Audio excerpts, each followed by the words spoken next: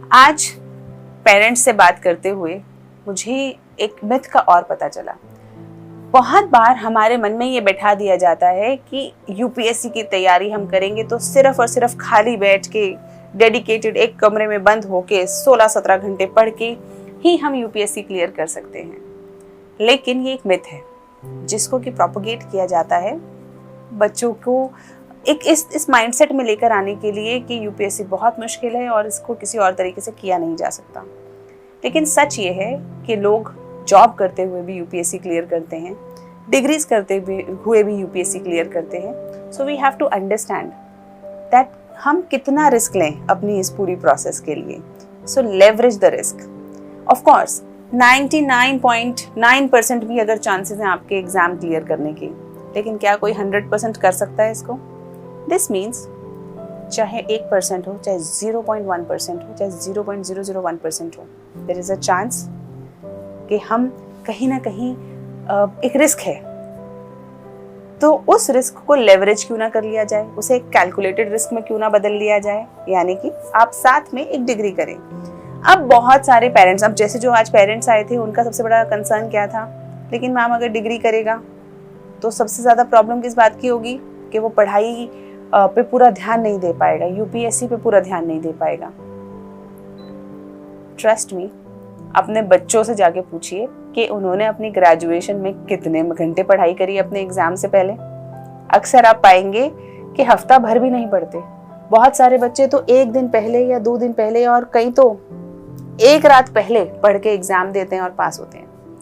This means it is not that difficult. लेकिन अगर आपका बच्चा डिग्री के साथ साथ ही यूपीएससी कर ले, क्या ये ज्यादा अच्छा नहीं है?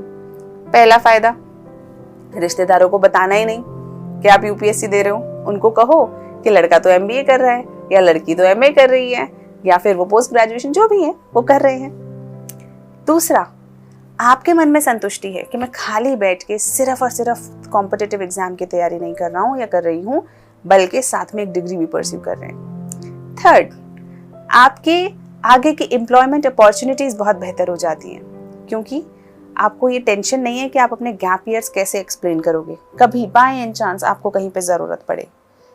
फोर्थ, सर्विसेज में रहने के दौरान भी आपको फायदा है क्योंकि बहुत सारी डेप्यूटेशंस के अंदर रिक्वायरमेंट होती है पोस्ट ग्रेजुएशन की या किसी और डिग्री की।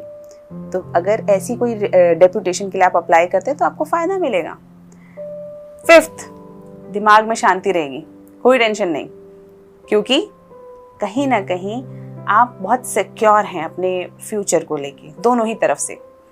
तो आपको चूज नहीं करना राजा और रंक के बीच में, जो यूपीएससी की कॉम्पिटिटिव एग्जाम की तैयारी एक चॉइस बन जाती है अक्सर, बल्कि हमें किस चीज में चूज करना है, बहुत बेहतर या बेहतर।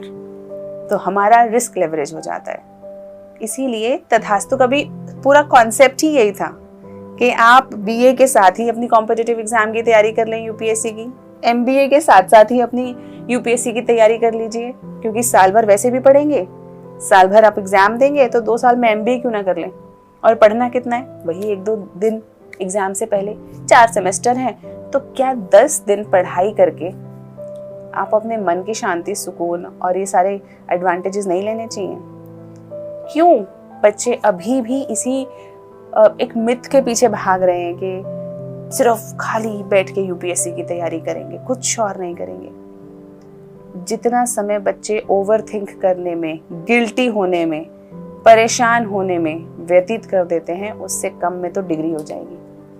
सो बी वाइज, विजडम से काम लीजिए। बहुत सारे बच्चों ने तो फुल टाइम जॉब करके किया है या फुल टाइम डिग्रीज करके भी किया है, but this is not it. ये तो ऑनलाइन डिग्रीज हैं, इसमें तो बहुत ज्यादा टेंशन भी नहीं है।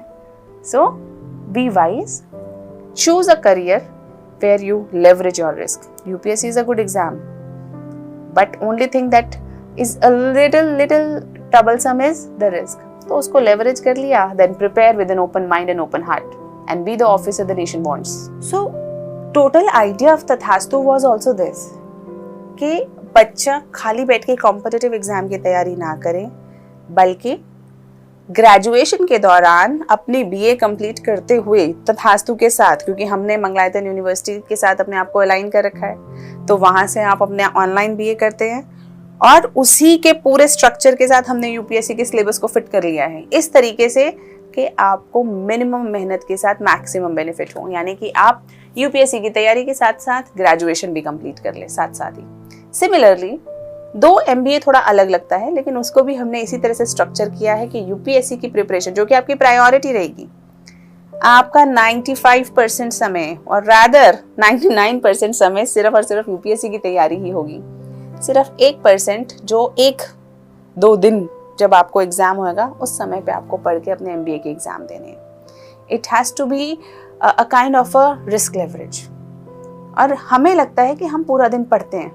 यूपीएससी की तैयारी करने वाले यहाँ के जितने एस्पिरेंट्स हैं, किसी से भी पूछिए, बहुत सारा समय लोग बातों में यूट्यूब पे व्यतीत कर देते हैं। जैसे आपको लग रहा है आप यूपीएससी की तैयारी कर रहे हैं ना, आज ही अपना फ़ोन खोलो, स्क्रीन टाइम देखो और देखो आप कितना समय फ़ोन पे बिता रहे हो। अगर आप 1 घंटे से ऊपर फ़ोन पे बिता रहे हो, यानी कि आप अपना समय वेस्ट कर रहे हो। So utilize your time nicely and leverage your risk. अपने रिस्क को कम कीजिए ताकि आपको कभी रिग्रेट का सामना ही ना करना पड़े और आपके लिए हमेशा अपॉर्चुनिटीज बेहतर से बेहतर हों। और यूपीएससी के प्रिपरेशन अगर सही स्ट्रैटेजी से करी जाए तो वो इतनी भी माया जाल नहीं है, क्योंकि हर साल बच्चे क्लियर तो होते ही है ना, और जिन्हें एक बार समझ आ जाता है वो बार बार क्लियर भी होते हैं। तो यानी माया जाल तो नहीं है, जस्ट हमें समझ आना चाहिए कि उसके लिए प्रिपेयर कैसे करना है। और इसके लिए है ना, पास्ट ईयर्स के अचीवर्स हैं, टॉपर्स हैं, टीचर्स हैं, so you know they are there to help you. सबसे पहले अपने रिस्क को लेवरेज करें and make a wise choice. Continue your graduation और post graduation while preparing for civil services. Do not go for gap years. बहुत मुश्किल होता है एक्सप्लेन करना और अकल आती है 2-3 साल बाद। पता है शुरुआत में क्या होता है, हर बच्चा क्या सोच के आता है, 1 attempt, first rank, first year, and it's good.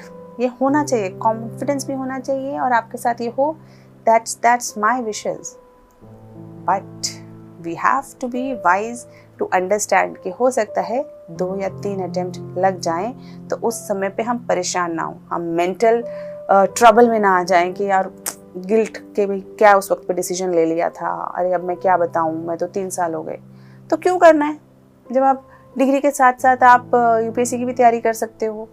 UPSC की तैयारी एकदम परफेक्ट हो जाती है कोर्स के साथ, कुछ उसके अंदर एडिशनल आपको टाइम या उसकी ज़रूरत नहीं पड़ती। मैं आज भी कर रही हूँ एक पोस्ट ग्रेजुएशन, इतना सब करते करते जॉब के साथ भी मैंने एलएलबी कर लिया। तो डिग्री कोर्सेज पीछे चलते रहने चाहिए, इट्स ऑलवेज गुड। डिग्री भी हो गई, एग्ज़ाम तो यूपीएससी का अगर आपने पढ़ लिया तो वैसे ही आप दे देते हो, इतना कोई भारी भरकम एग्ज़ाम हमारे ग्रेजुएशन पोस्ट ग्रेजुएशन का होता ही नहीं है। So best wishes.